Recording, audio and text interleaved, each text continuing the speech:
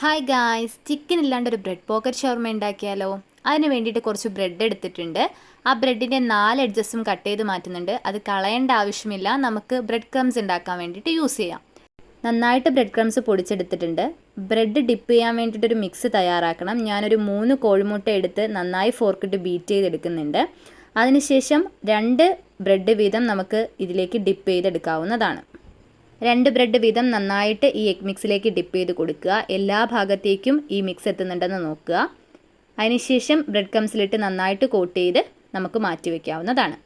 Bread പൊരിച്ചെടുക്കാൻ വേണ്ടിയിട്ട് ഞാനൊരു കടായിലേക്ക് കുറച്ച് വെളിച്ചെണ്ണ ഒഴിച്ച് എണ്ണ ചൂടാവുന്ന സമയത്തേക്കും ഈ ബ്രെഡ് ഇട്ട് നന്നായിട്ട് പൊരിച്ചെടുക്കുന്നുണ്ട്. 2 സൈഡും ഗോൾഡൻ ഷെയ്ഡ് ആകുമ്പോഴത്തേക്കും നമുക്ക് കോരിയെടുത്ത് മാറ്റാവുന്നതാണ്. അങ്ങനെ ഞാൻ എല്ലാ ബ്രെഡുകളും പൊരിച്ചെടുത്തിട്ടുണ്ട്. ഇനി ഇതിലേക്കുള്ള ഫില്ലിങ്സ് റെഡിയാക്കാം.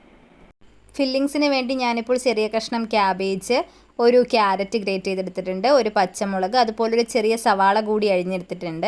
സവാള കുറച്ച് മതി കേട്ടോ, കാരണം അതിൻ്റെ വെള്ളം നന്നായിട്ട് ഊറിയിറങ്ങാൻ ചാൻസ് ഉണ്ട്. അപ്പോൾ ചെറിയ കഷ്ണം ഒരു സവാള എടുത്താൽ മതി. അതിനുശേഷം 1/2 ടീസ്പൂൺ കുരുമുളക് പൊടി, കുറച്ച് ആവശ്യത്തിന് ഉപ്പ്, അതിലേക്ക് 2 വെറൈറ്റീസ് ഓഫ് മയോണൈസും കൂടെ ആഡ് ചെയ്ത് കൊടുക്കുന്നുണ്ട്. അതിനുശേഷം നന്നായിട്ട് മിക്സ് ചെയ്ത് 1 ടീസ്പൂൺ ടൊമാറ്റോ കെച്ചപ്പും കൂടെ ആഡ് ചെയ്ത് നന്നായിട്ട് ഒന്നും കൂടെ ഇളക്കി മാറ്റി വയ്ക്കുവാണ്. അപ്പോഴേക്കും നമുക്ക് നേരത്തെ പൊരിച്ചെടുത്ത ബ്രെഡ് 2 കഷ്ണം സെൻറ്ററിൽ നിന്ന് 2 കഷ്ണമാക്കിയിട്ട് മുറിച്ചെടുക്കാം.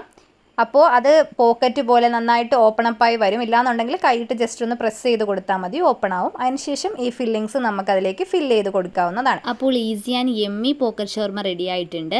എല്ലാവരും ട്രൈ ചെയ്ത് നോക്കിയിട്ട് ഫീഡ്ബാക്ക് അറിയിക്കണം കേട്ടോ. അപ്പോൾ ഓക്കെ, ബൈ.